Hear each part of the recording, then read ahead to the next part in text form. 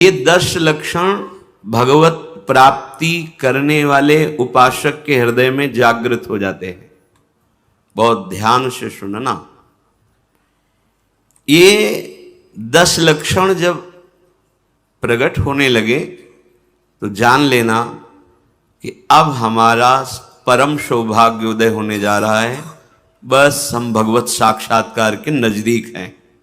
जब तक इन 10 लक्षणों में कमी दिखाई दे तो संभालो इन 10 लक्षणों को अपने जीवन में पक्का।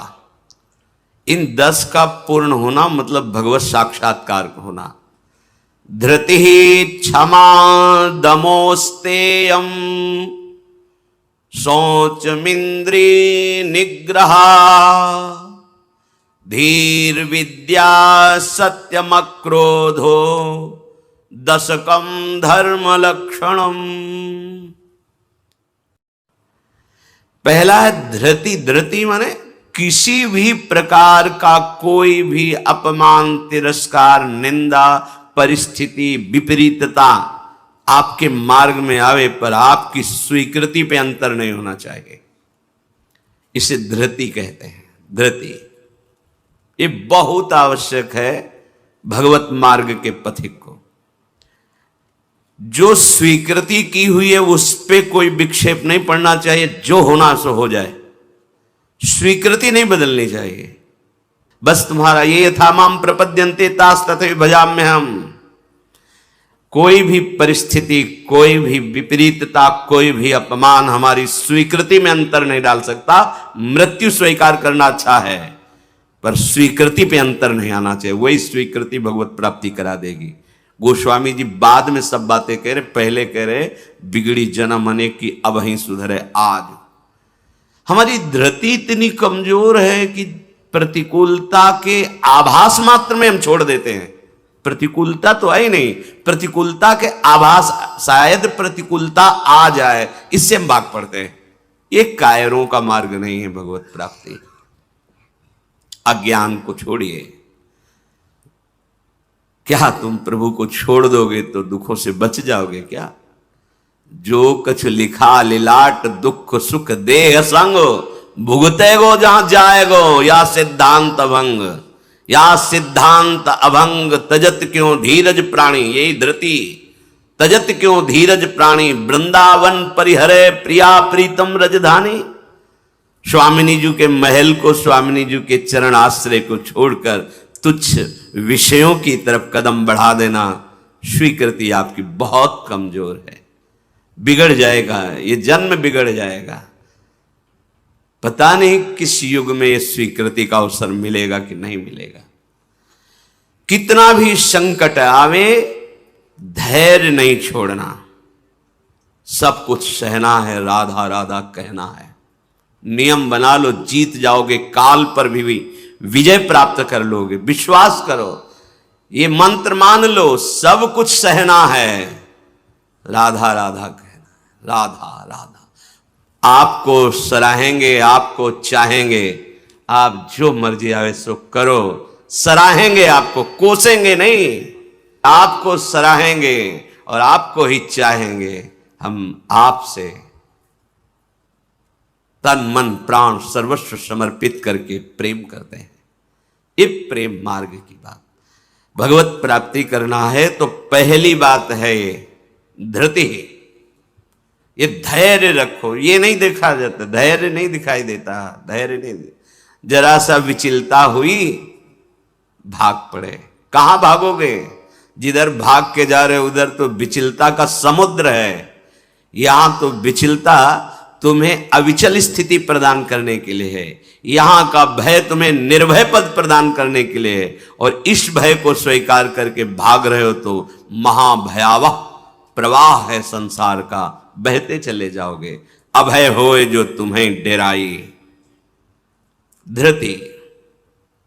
जो धृतिवान है, लौकिक पारलौकिक सारी संपत्तियां उसके चरणों में झुकने लगती हैं। देख लो, शब्द पर ध्यान दो।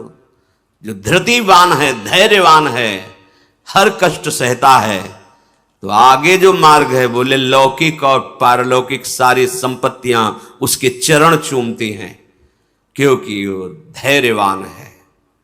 अगर धृति नहीं है तो परमार्थ का भेष भले हो, परमार्थ की स्थिति नहीं होगी। दूसरा लक्षण है क्षमा। अपने साथ बुराई करने वाले को दंड देने या दिलाने की पूरी शक्ति होने पर भी, दंड देने या दिलाने की आज्ञा करते ही विध्वंस मच जाएगा, ऐसा होने पर भी ना तो शरीर से दंड दे, ना वचन से दंड दे, ना किसी से प्रेरित करके दंड, हम तो नहीं करेंगे पर तुम देखो तुम हमारे शिष्य हो, हम तो सह गए, तुम्हें नहीं सहना चाहिए, जाओ। तो बात एक ही हो गई, बात एक ही हो गई। आप उसको दंड देना चाहते तो आपके अंदर क्षमा बल नहीं है। करत जे अनशहन निंदक तिनहु पे अनुग्रह, ना इस लोक में तुम्हें दंड मिलेगा और ना परलोक में दंड मिलेगा। मेरे अपमान, मेरे निरादर, मेरी निंदा, मेरे तिरस्कार का तुम्हें कहीं दंड ना मिले। तुम्हारी बुद्धि शुद्ध हो, स्वस्थ रहो और भगवान प्रसन्न हो। ये है परमार्थ के पथिक का हृदय। विचार करो, जो अनशहन करके निंदा कर रहा है, अपमान कर रहा है, तिरस्कार कर रहा है, उसके लिए ठाकुर हरिदास जी के कोड़े पे कोड़े वो बरसा रहे निर्दयी और कह रहे हरि बोल कहता है। तब ऐसी पीड़ा में भी मुस्कुरा के कहते हैं भगवान बड़े कृपालु हैं, तुम्हारा मंगल करेंगे, क्योंकि तुमने भी कहा हरि बोल हरि बोल। तो ये 2 अक्षर हरि नाम तुम्हारी जिह्वा पे आया, अब मुझे विश्वास हो गया कि भगवान तुम्हारा मंगल कर देंगे। ये है महाभागवत की स्थिति। कितना भी अपमान, कितना भी क्लेश या निंदा करे, उसके लिए ना मन से अमंगल भाव हो, ना वचन से हो। देखो पूरी शक्ति है, पर ऐसे ऐसे महापुरुष हुए हैं कि अगर वो संकल्प कर ले तो क्या ना हो जाए। इतना उनके पास भजन बल है, तप बल है। साधारण आदमी उनका अपमान करके पीट के चला जाए, वो बताते भी नहीं कि किसने पीटा है, कभी नहीं। वो कभी लौट कर भी नहीं देखते किसने ऐसा क्यों किया है। क्यों? क्योंकि अगाध बोध संपन्न महात्मा जैसे अपने हाथ से अपनी दांत से अपनी जिह्वा, अपने द्वारा कोई चेष्टा जो अपने को पीड़ा पहुंचा दे, किसको दंड देंगे? ऐसे आत्मस्वरूप सर्वत्र अनुभव करते हैं। इसलिए राग द्वेष रहित महात्मा के हृदय में ये आता ही नहीं है कि इसको दंड दिया जाए। अपने साथ बुराई करने वाले को दंड देने दिलाने की पूरी शक्ति रहने पर भी उसको दंड देने या दिलाने की भावना मन में भी ना आए और उसके हर अपराध को सहकर यथोचित चेष्टा करे कि उसको सुख पहुंचे, उसे भगवत साक्षात्कार होता है, उसे क्षमा कहते हैं।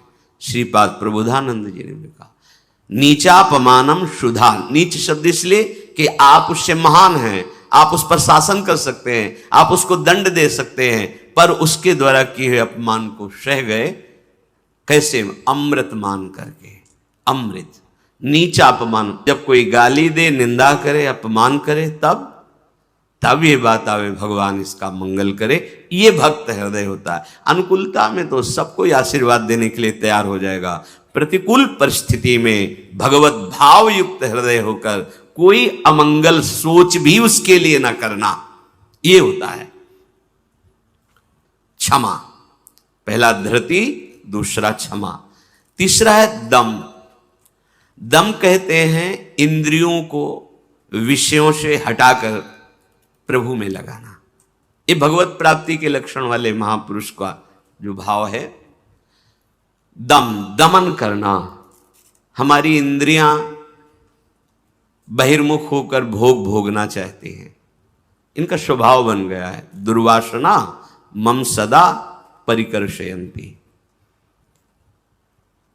विषय इतने प्रबल हो रहे हैं कि इंद्रियों को अधीन कर लिए हैं। इंद्रियां इतनी प्रबल हो रही कि मंथन करने वाली प्रमथन स्वभाव वाली मन को अधीन कर लिया है।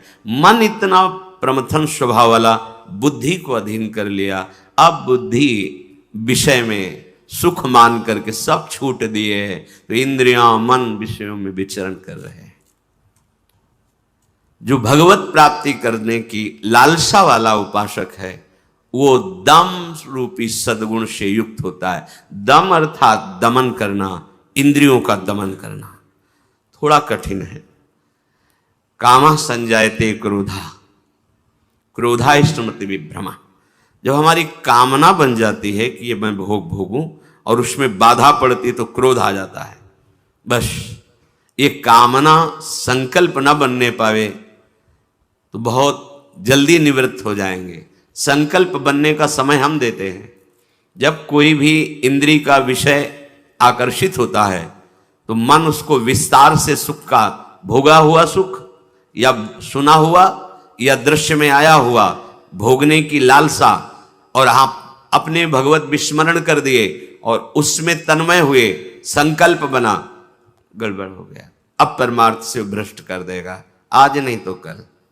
क्रिया बने ना बने भ्रष्ट कर देगा। संकल्प ही न बनने पाए। संकल्प बनने की छूट कब देते हैं? जिस समय हम ये भूल जाते हैं कि हमारा लक्ष्य भगवत प्राप्ति है। हम भोगों में सुख बुद्धि करके भगवान से विमुख वृत्ति के द्वारा संकल्प बना लेते हैं धैर्य से। जब हमको ये पता है कि इन भोगों में सुख नहीं, सुख तो सुख सिंधु प्रभु के नाम रूप में है, तो संकल्प कैसे बन गया? भगवत विमुखता के कारण संकल्प। वो क्षण भगवत विमुख हुआ, वो समय भगवत विमुख में जा रहा है, इसलिए आपका संकल्प बन रहा है। अगर नाम जप कर रहे हैं आप और आपका लक्ष्य है कि मुझे प्रभु के चरणारविंद की प्राप्ति करनी, तो आप इंद्रियों का दमन स्वाभाविक कर लेंगे। बहुत सरलता सहजता से इंद्रियों का दमन हो जाता है।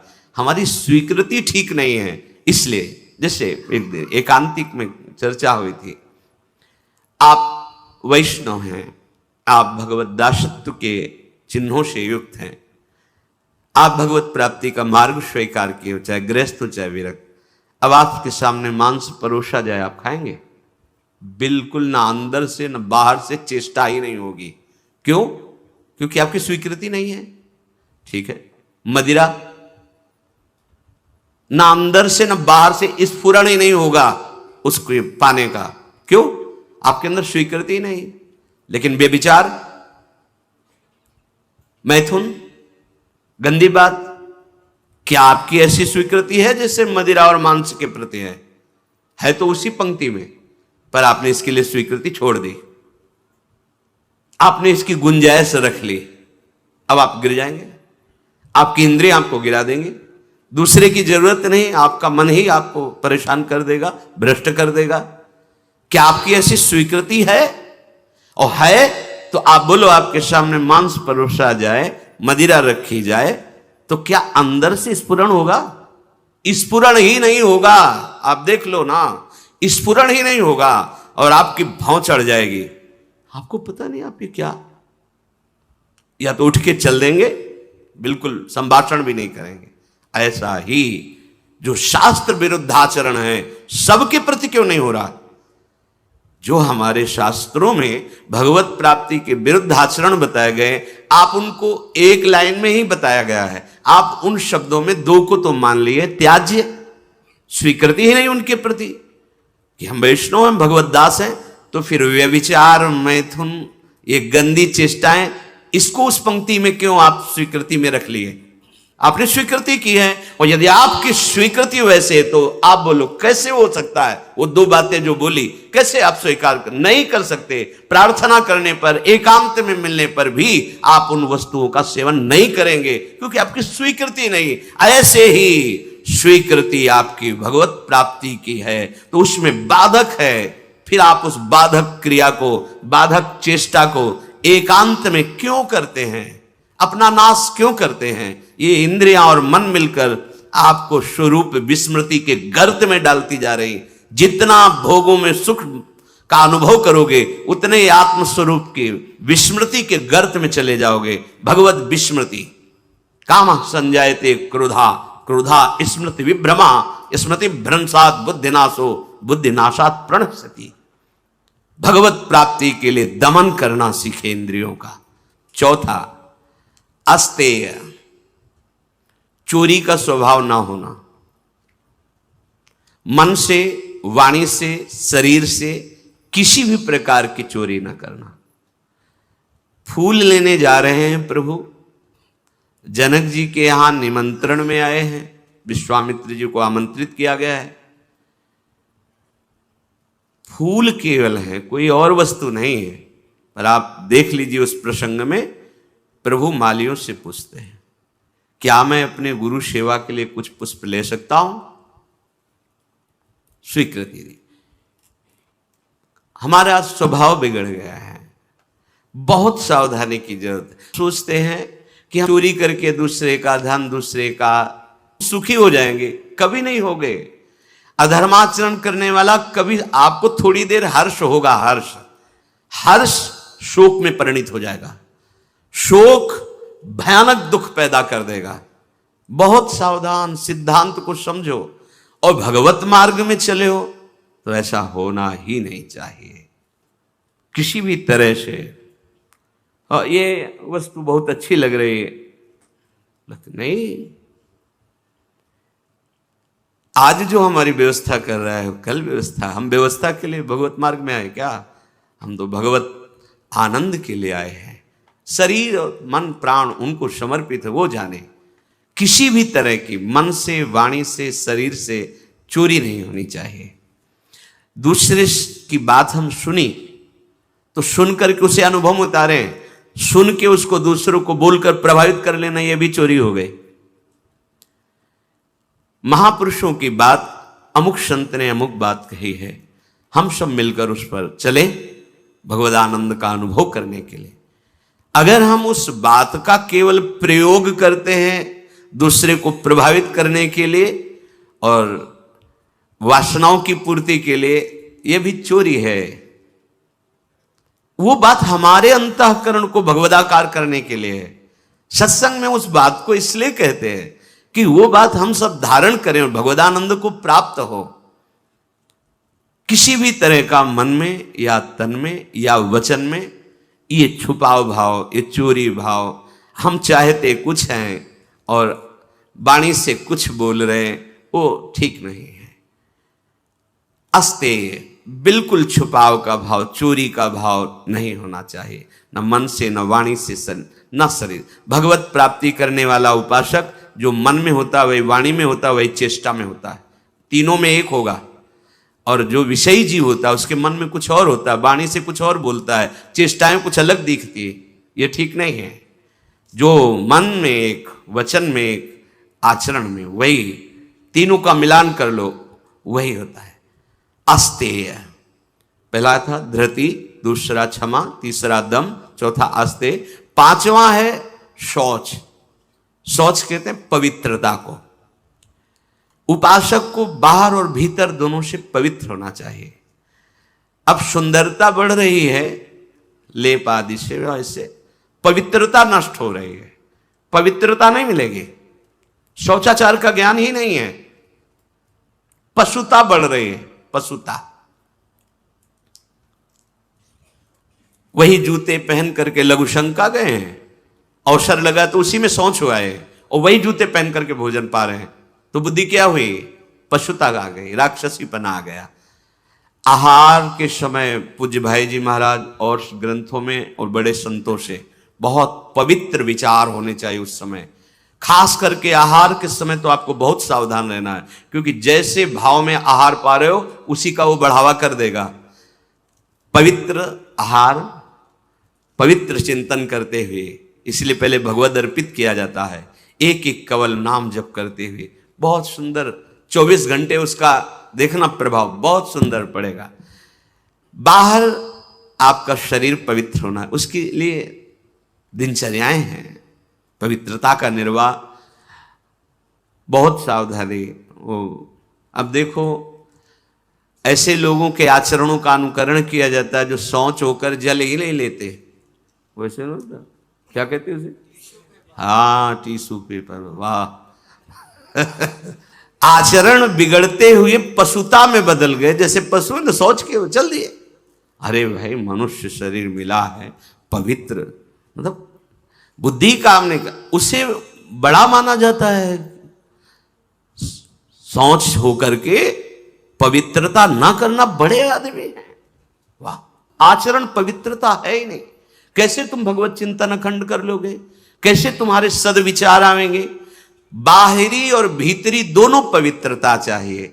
बाहरी पवित्रता ये जल से, मिट्टी आदि, रजा, देखो चाहे जितना आप साबुन लगाओ हाथ में, बाद में थोड़ी रज का प्रयोग जरूर करो। रज से पवित्र माना, जैसे वो इतनी बड़ी बोतल में क्या आता है, डिटॉल वाला वो नहीं होता, उससे हाँ जो हैंड वॉश जो भी ऐसे ऐसे धो लिए, माना ठीक अच्छा है, पर रज का प्रयोग जरूर करें। थोड़ी रज लेकर हाथ, बिना रज से आप पवित्र नहीं माने जाएंगे। आप जैसे साबुन वगैरह तो करो, हम कहते करो, पर इससे आप रज का प्रयोग जरूर, एक बार ही सही, पर ऐसे और रज आएगी तो नाली जाम हो जाएगी, और ऐसा नहीं, हम करें थोड़ी तो प्रयोग करो रज का। नहीं, वो नाली तो खुल भी सकती है, इधर बुद्धि की नाली जाम हो गई तो और गड़बड़ हो जाएगा, नहीं हो जाएगा, जन्म जन्मांतर बिगाड़ती चली जाएगी। अब कैसे समझावे, मतलब बड़ा समय विचित्र आ रहा है। लघु शंका में बैठना है तो जो शौच की सीट उसी पे बैठना है, किए लघु शंका और निकले उछल दिए। अरे पूरे पवित्र हो गए, उस पे बैठने के लिए उतना ही वस्त्र धारण करो जितना तुम्हें धोना हो, तभी आप भगवत मार्ग में चलने, तभी आप चल सकते हैं। बुद्धि काम नहीं करेगी। अब जरा सा भी कुछ भी मुख में जाता है तो हमें कई बार समझाना होता है, श्री जी का प्रसाद है, प्रसाद, तब मन मंत्र की तरफ बढ़ता नहीं, एकदम घबरा के मुख में कुछ गया जूठा हुआ तो उसे समझाना पड़ता है, चरणामृत है, श्री जी का प्रसाद है। अभ्यास, हम बातचीत कर रहे हैं और बाथरूम के पादुका में पैर जा रहा हो, बंद मंत्र, नाम चलना प्रारंभ, हमें बाद में ज्ञान होगा, वो पहले हो गया। अभ्यास। अगर आपको कई बार शौच लगते हैं तो आप, बाथरूम तो बंद ही होते हैं, उचित वस्त्र धारण कर लो, या जैसा हाथ धो लिए, यहाँ से हाथ धो लिए, कुल्ला कर लिए, ये जो छिद्र है इनमें जल लगा लिया, कमर से स्नान, चाहे जितनी बार, इतना तो करना है। 2 बार तो सर्वांग आप कर लीजिए, बीमार हैं ऐसा है तो ऐसे कर लीजिए। अगर आप ऐसे पवित्र नहीं रहेंगे तो मंत्र नहीं चलेगा, भजन नहीं होगा। आप खुद देख लीजिए, बाहरी पवित्रता और आंतरिक पवित्रता, छल कपट ये सब अंदर न रखते हुए नाम जब चल रहा है, अंदर पवित्र हो जाएंगे। तो जल, मिट्टी और यथा योग्य जो गुरुजन आदेश करते हैं वैसी दिनचर्या से ये बाह्य शरीर की शुद्धि होती है। राग, द्वेष, दंभ, कपट, वैर, अभिमान, इन विकारों का नाश होने पर अंतःकरण स्वच्छ होता है। ये विकार सब नष्ट हो जाएंगे। सत्संग सुनते रहिए, नाम जप करते रहिए। तो ये शौच अर्थात पवित्रता, बाहरी और भीतरी दोनों आवश्यक है। फिर है छठा, शब्द, स्पर्श, रूप, रस, गंध, इनका ऐसा प्रभाव है कि खींच लेते हैं। जैसे अभी कोई ध्वनि बजने लगे, आ जाएगा, प्रभाव पड़ा शब्द का। अभी कोई चीख दे, ऐसे शब्द का प्रभाव पड़ा ना, ऐसे रूप का प्रभाव पड़ता है, ऐसे रस का प्रभाव पड़ता है, गंध का प्रभाव पड़ता है, स्पर्श का प्रभाव पड़ता है। इसी प्रभाव को जीत ले जो, बस ये बात समझे। हमारा जो नाम चल रहा है, अब कुछ भी गाए, कुछ भी बजाए, कुछ भी शोरगुल हो, उस पे अंतर नहीं पड़ना चाहिए। हम रूप आशिक हैं प्रियालाल के, आप कोई भी रूप हो, हम स्वादी हैं प्रियालाल के उच्छिष्ट के, अधरामृत के, जो उनका उच्छिष्टामृत भुक्त वही हुआ। इसके अलावा कुछ भी अमृत भी हो तो हमारे लिए, हमारी गंध श्री जी के श्री चरणों में चढ़ी हुई तुलसी, पुष्प, श्रीअंग का इत्र, प्रसाद, माला आदि, बस। इससे क्या होगा? शब्द, स्पर्श, रूप, रस, गंध पर आप विजय प्राप्त कर लेंगे। सनकादि के लिए जैसे आता है कि शब्द, स्पर्श, रूप, रस, गंध पर विजय प्राप्त की हुई महापुरुष के भी घ्राणेन्द्रिय में जब प्रभु श्री हरि के श्री चरणों की तुलसी की गंध गई तो प्रेम विकल हो गए, ऐसा आता है। ये जो हमारी इंद्रियां स्पर्श सुख में, देह सुख, स्पर्श सुख में, रूप में, रस में, गंध में, शब्द में हमें भगवत प्राप्ति करनी, इसका हमें परिवर्तन करना होगा। हमें जहां भागवतिक शब्द श्रवणेन्द्रिय में पढ़े तो नाच पढ़ना चाहिए, प्रापंचिक शब्द तो उदासीन हो जाना चाहिए। भगवत भाव से सबके चरणों में प्रणाम, मेरे प्रभु सब इन रूपों में समाये हुए, ठीक है। ऐसे कोई रूप, और वास्तविक जब आप इतने महान रूप के प्रेमी भाव में चल रहे हैं तो कोई रूप आकर्षण नहीं कर सकता, नहीं कर सकता, है ही नहीं। देवलोक भूलोक रसातल सुनि कवि कुल मति डरिए, सहज माधुरी अंग अंग की कई कासो पट तरिए। कौन सा रूप? कोई भी रूप ऐसा नहीं कि चित्त में क्षोभ पैदा कर दे। ये जो छठवां है इंद्रिय निग्रह, अर्थात शब्द स्पर्श रूप रस गंध, ये जो इंद्रिय के ज्ञानेन्द्रिय के 5 विषय हैं, इन किसी विषयों को भी भगवद विमुख होकर स्वीकार न करें। प्रभु से अर्पित है, जैसे विशेष विशेष गंध हैं, पर अगर प्रभु को अर्पित नहीं तो हमारी ज्ञानेन्द्रिय उसे वो आ रही पर उसका महत्व नहीं है। और प्रभु में अर्पित है, हमारी प्रियाजू के श्री चरणों में चढ़ा हुआ है, ये पुष्प है, ये इत्र है, ये माला उनके श्रेयंग, अहो भाग्य अहो भाग्य, बार बार वो जीत जाएगा। फिर उसके घ्राणेन्द्रिय को लुभायमान नहीं कर सकता। श्रवणेन्द्रिय यदि प्रभु के जस को सुनने के लिए बावरों सो रस में फिरे, खोजत नेह की बात, तो विश्व का कोई भी शब्द उसे आकर्षित नहीं कर पाएगा। और रसेंद्रिय यदि प्रभु का केवल उच्छिष्ट भोगती है, वाकेंद्रिय केवल प्रभु के जस में है, आप जीत गए शब्द स्पर्श रूप रस गंध। 7वां धी है। धी अर्थात बुद्धि। आपका आहार सात्विक होगा, संग सात्विक होगा, शास्त्र सात्विक होंगे, वार्ता सात्विक होगी, तो आपकी बुद्धि भी सात्विक हो जाएगी। जो रोज सत्संग सुनता है, सत शास्त्रों का अध्ययन करता है और प्रभु का नाम जप करता है और विचारवान है, विचारवान, वो बुद्धि भगवत प्राप्ति की योग्य हो जाती है। ध्यान दीजिए, जो रोज सत्संग सुनता है, सत शास्त्रों का स्वाध्याय करता है, भगवत भजन अर्थात नाम जप करता है और विचारवान है, कोई भी चेष्टा कोई भी क्रिया बिना विचारे नहीं, विचार बिना विचारे जे करें चे पाछे पछताएं। हमें विचार करना है, ये जो हम सोच रहे हैं, जो हम करने जा रहे हैं, शास्त्र सम्मत है? नहीं तो फिर नहीं। जिसमें निरंतर प्रभु में मन लगाने के सहयोग हो, ऐसा बुद्धि निश्चय करने वाली, वो भगवत प्राप्ति की योग्य हो जाती है। हमें वही सुनना है, वही देखना है, वही बोलना है, वही चेष्टा करनी, जिससे हमारा भजन बढ़े, भजन सुरक्षित रहे, भजन पच जाए। ये सारा क्षेत्र बुद्धि का है। बुद्धि में विवेक है, वो बढ़ाएगी भजन, बचाएगी और पचा लेगी। जैसे भजन का भी अपच होता है, मैं इतना इतना, तो आगे दिखाएगी, देखो वो महापुरुष इतना भजन, इतने दैन्य, धिक्कार है हमारे जीवन को, अभी उतना तो है नहीं, अहम ऊपर से आ रहा है, वो दबाती रहेगी, तो भजन पचता रहेगा। कौन सी बुद्धि? जो रोज सत्संग सुनती है, शास्त्र स्वाध्याय, नाम जप और विचारवान है, ऐसी बुद्धि भगवत प्राप्ति की योग्य हो, अर्थात निश्चय। अगर बुद्धि विषयों में लगी हुई है, धन संपत्ति मान को श्रेष्ठ मानती है, तो ये निश्चय ही नहीं कर पाएगी कि परमात्मा प्राप्ति करना है। भोगेश्वर प्रसक्ता नाम तया प्रहते चेतसाम व्यवसायत्मिका बुद्धि समाधो न विधीयते। 8वां है विद्या। जैसे प्रश्न आता है कि जब भजन मार्ग में चलना है तो पढ़ना लिखना सब व्यर्थ ही है, क्यों पढ़े लिखे? क्योंकि आजकल ऐसी विद्या पढ़ाई जाती है, ऐसी पढ़ाई जाती है। हम उस विषय पे नहीं जाते, हम ये जाते हैं कि यदि आपको अक्षर मात्रा इनका सब ज्ञान नहीं है, तो आपको हो सकता है कि सत्संग सबके सौभाग्य में तो नहीं है ना, तो आप ऐसे गीता पुरुष या बहुत जगह से महापुरुषों की वाणियां हैं, अगर आपको अक्षर मात्रा का ज्ञान नहीं तो आप कैसे पढ़ पाएंगे? अगर आपको ये लौकिक विद्या जो काखा गगा है, इसमें ब्रह्म विराजमान है। कई बार ये वार्ता हुई कि जैसे भगवान कण कण में विराजमान है, ऐसे हर अक्षर में विराजमान है।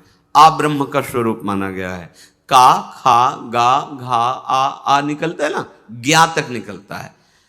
आप जो विद्या पढ़ रहे हैं साक्षात ब्रह्म स्वरूप है। जो आप जानकारी ले रहे हैं उस सृष्टि की जो ले रहे हैं वो ब्रह्म स्वरूप है। उसे आप भजन से अलग मत मानिए, ध्यान देकर पढ़िए। हाँ, अब पढ़ लिख करके उद्दंडता करना, कपट करना, हिंसा करना, चोरी करना, तो होगा कि क्या हुआ तुम्हारी पढ़ाई से? आप विद्या से, जैसे विद्या विनयम ददाति, विनम्र होता है, गंभीर होता है, बुद्धि उसकी निर्णायक होती है, प्रवीण होती है। पर यदि भ्रष्ट आचरण करोगे तो वही विद्या अविद्या का रूप धारण कर लेगी। तो विद्या निषेध नहीं है, अविद्या निषेध है। आप खूब अच्छे से पढ़िए, आप खूब पदाधिकारी बनिए, समाज की सेवा करिए, आप जानकारी लीजिए। ये जगत भगवत स्वरूप है। अगर आप अभी से प्रमाद कर लिए तो भजन में स्थिति है नहीं। हम देखते हैं जो बच्चे पढ़े लिखे हैं ना, एक बार समझा दो तो कदम सोच समझ के रखते हैं। हाँ, हम ये कहते हैं यदि ऐसी रति है कि राधा राधा राधा राधा राधा सत्संग और नाम जप करते हुए आप तो सच्ची मानिए सब शास्त्रों का ज्ञान अपने आप हो जाएगा। पर ऐसा बहुत ही कठिन है, कोई बिरला ऐसा जो ऐसे चल पाए, नहीं तो इसलिए पढ़ना आवश्यक है। नवा है सत्य। सत्य बोले, सत्य आचरण करे। असत आचरण, शास्त्र विरुद्ध आचरण नहीं। असत वार्ता। सत्य क्या है? भगवान है, सत्य नारायण है, सत्य श्री कृष्ण है। भगवत भाव से चर्चा करना, भगवत भाव से व्यवहार करना, ये सत्य आचरण होता है, ये सत्य वार्ता होती है। जैसा अंतःकरण और इंद्रियों में आपने निश्चय किया है वैसा ही बोलिए। उसमें छल कपट करके बनावटी शब्द दंभ वाले नहीं होने चाहिए। यह ध्यान में रखना चाहिए कि आप जो बोल रहे हैं उससे किसी के हृदय में ठेस नहीं पहुंचनी चाहिए। जो बोल रहे हैं उससे दूसरे को लाभ प्राप्त होना चाहिए। जो बोल रहे हैं वो यथार्थ सत्य होना चाहिए। कपट रहित, दोष रहित, अहित करने वाली वाणी नहीं होनी चाहिए। और 10वां है अक्रोध। कोई भी आपके प्रति कैसा भी बर्ताव करे, आपको क्रोध नहीं करना, यह नियम लेना है। इसमें दूसरा था क्षमा। क्षमा और क्रोध में अंतर है। जो हमारे प्रति अमंगल बर्ताव कर रहा है उसका मंगल हो, कभी अमंगल न हो, यह क्षमा है।